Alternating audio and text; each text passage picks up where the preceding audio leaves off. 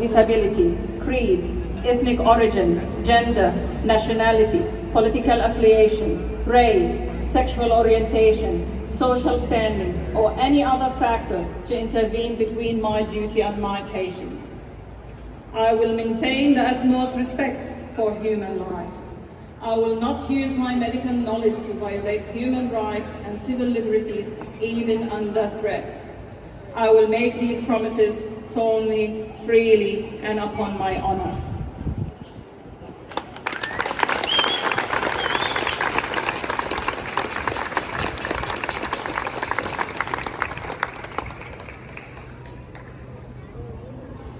Standing here and saying things to you, it's all about now action.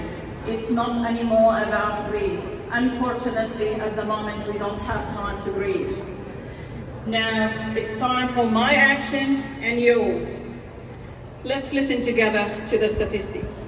34 hospitals in Gaza have been destroyed. 51 medical centers have been destroyed. Only 12 hospitals are remaining, and they are only partially functioning. Cancer center destroyed. Eye hospital destroyed. Dialysis units destroyed. Surgical units mostly destroyed.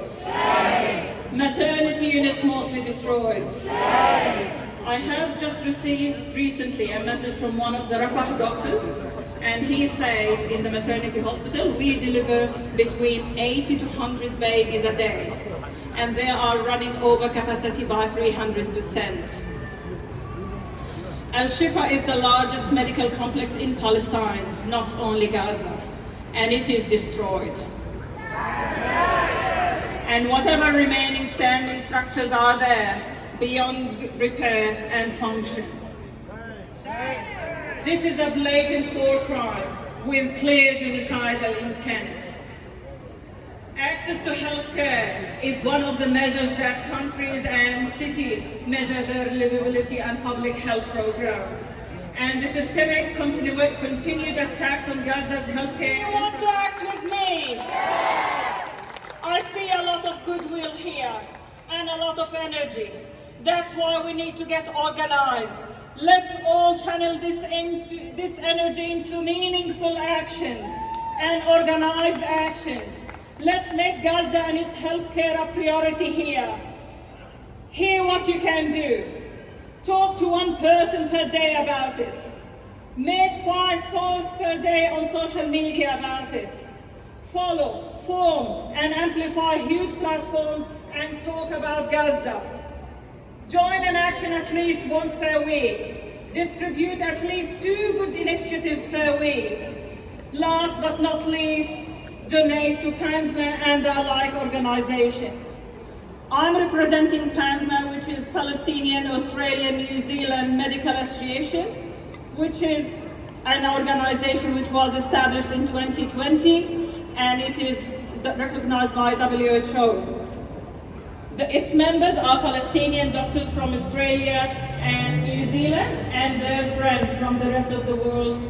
You know, Australians, whatever nationality, they come back and they share the love for Palestine. Now, currently, we have a team on the ground in Gaza, have entered a few days ago. And our mission is actually promoting fundraisers, activities to support their goals and associations. We also send medical supplies to Gaza, so we need your help. At the moment, we are preparing 2 teams to go in mid-May and early June, and we are aiming to send medical supply with these missions. Every dollar counts. The needs are endless. The medical equipment is incredibly expensive. I'll give you an example. The people united will never be defeated. The people united will never be defeated. The people united will never be defeated. The people united will never be defeated.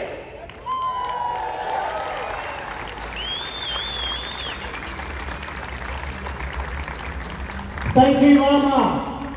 The people united will never be defeated. The people united will never be defeated. Brick by brick, wall by wall, Israeli apartheid has to fall. Brick by brick, wall by wall, Israeli apartheid has to fall. Not another dollar, not another dime, no more money for Israel's crimes. Not another dollar, not another dime. Thank you. Well, if you don't listen from me, I am the living. You want to go to prenatal? That's my grandfather's area. You're not listening. You people, they have planned to kill you. They just got a great big funding. They just said, you know where that funding come from? I was just told on Wednesday they used my daughter's death to do this Israelite thing against Palestine. I'm a genealogist. I'm also a health worker. I am a midwife. I am a midwife. My mother was a senior health worker. You need to tell these people because the children are in stake here now. They're starving. Yesterday, the bodies of 400 people were just discovered in a mass grave in the Nasser Medical Complex in Gaza. Many of them were found wearing gowns, medical wristbands and scrubs. The doctors on the ground report that the bodies of the patients have been found with gunshot wounds to the backs of their heads. Shame! This is just the latest atrocity in this genocide, which has killed over 500 healthcare workers. And this is according to the Doctors Without Borders, who have lost 5 of their own in the past month. By late December, the number of health workers killed in Gaza has already exceeded the total number of all health worker deaths recorded across all other conflicts globally last year, and in any single year since 2016. Shame. In this time, Gaza's healthcare system has been all but completely destroyed. Since the beginning of its latest war on Gaza, Israel has conducted more than 400 attacks on healthcare facilities in the Strip, including every single one of its hospitals, leaving the majority of them non-functioning. As of February 13, only 12 out of 36 hospitals in Gaza were partially funding. Israeli authorities justify these attacks by claiming, without any evidence, that these hospitals are being used by Hamas. Shame! Destruction of a healthcare system is an act of genocide, especially in a besieged territory where over 2 million displaced, desperate, starving people are facing relentless, indiscriminate bombardment and sniper fire. Once the health system is destroyed, injuries cannot be treated, primary care cannot be delivered, and famine cannot be managed. In other words, life cannot be sustained. Israeli forces have been blocking the entry of essential medical supplies and medicines to the Strip, bombing hospitals and other medical facilities, killing and kidnapping healthcare staff, and targeting ambulances. Even Gaza's sole pediatric ward has been attacked and destroyed by the Israeli military. Shame! Ambulances have also faced attacks in Gaza, with about 120 of them completely destroyed. In one case, an Al Jazeera journalist injured from the Israeli bombardment bled to death after the ambulance trying to reach him came under fire. In another, Israeli forces, which was serving as a designated maternity hospital after the collapse of all other specialist facilities, was shelled by Israeli forces. A Palestinian doctor then reported that fear is the common condition of every pregnant woman in Gaza. Just yesterday, a premature baby who was saved from her dead mother's womb during an Israeli attack died in her incubator. Happening at every level and in every sector of Gaza right now. Shame. Health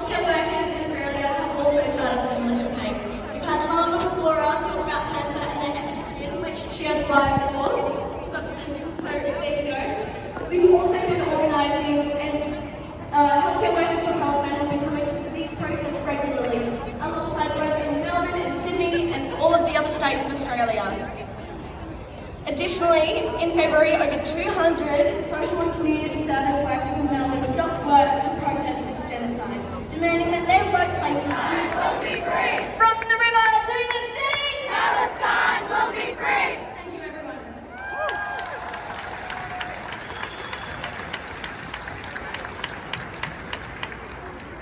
From the river to the sea. From the river to the sea. From the river to the sea. Thanks, everyone. I think we can all be extremely inspired and extremely hopeful of the students protesting all across America for Palestine. Their constant protesting, their constant pushing in the face of intimidation, in the face of threats, is extremely inspiring, and all of us here should look to the students all across America, follow what's going on, and take inspiration from their struggle to not give up for our fight for a free Palestine. The students at Columbia University particularly have to be commended.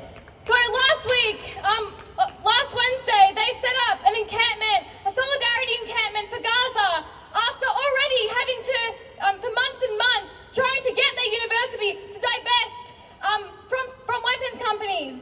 And they said, we can't be nice to these university administrations anymore. We have to escalate our protests. We have to escalate our movement. And so they started to set up an encampment to say, enough is enough. We will not stop. Enough is enough of genocide. Enough is enough of starvation. Enough is enough of Western complicity. And it's not just Western complicity, it's university complicity, because all of the universities across the world, including in Australia, including in America, have ties to destructive, profitable weapons companies that are funding the Israeli state. And so the students are demanding that the universities divest from weapons ties, that they disclose every single one of their connections to the Israeli state, and that they divest immediately. After the students launched their encampment at Columbia, shamefully the president of the university called the New York Police Department to clear the camp, and over 100 students were arrested. Shame. But this did not intimidate the students across New York, at Yale University, at NYU. The students set up solidarity encampments in solidarity with the students at Columbia. And they said, we will fight alongside you. We will not be intimidated by the police. We will not be intimidated by Joe Biden and by his militaristic cops. They have also been brave in the face of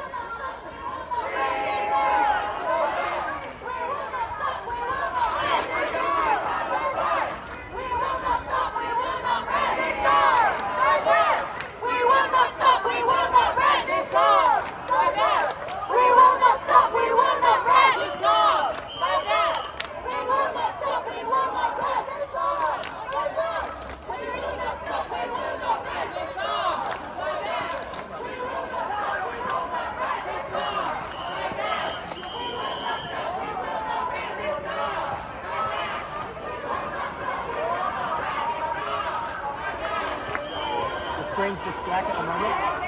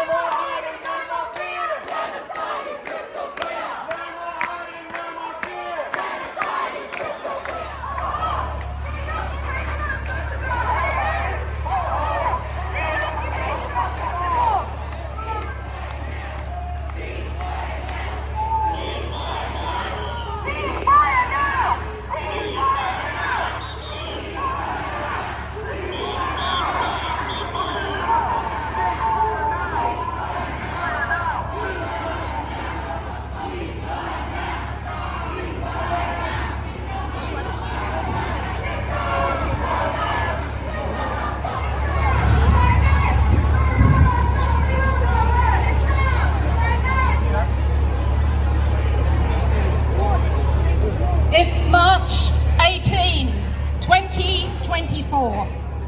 On this day, Israel begins a 2-week siege on Al-Shifa, Gaza's biggest hospital. This is not the first time. There have been many previous assaults since November 23. This time, the hospital is a battlefield of a kind not seen before. This time will be the last. On April 1, when Israeli forces withdraw, what remains is a landscape of devastation, the unmistakable smell of death. This week, mass graves are found not just at Al-Shifa, but at Nasser Hospital too. Mass graves containing 392 bodies. Bodies of women, bodies of children, bodies of elderly folk. There is clear evidence of torture. There is clear evidence of executions. 10 are found with their hands bound behind their backs. Others have medical tubes attached. It is evident that these people have been buried alive. In some areas, bodies are stacked together, indicating they have met their end in field executions. Crimes against humanity, war crimes. Al-Shifa, which means healing in Arabic, has become a place of death. Al-Shifa is no more. Let us remember with love, with grief, and with rage, with 1 minute of silence.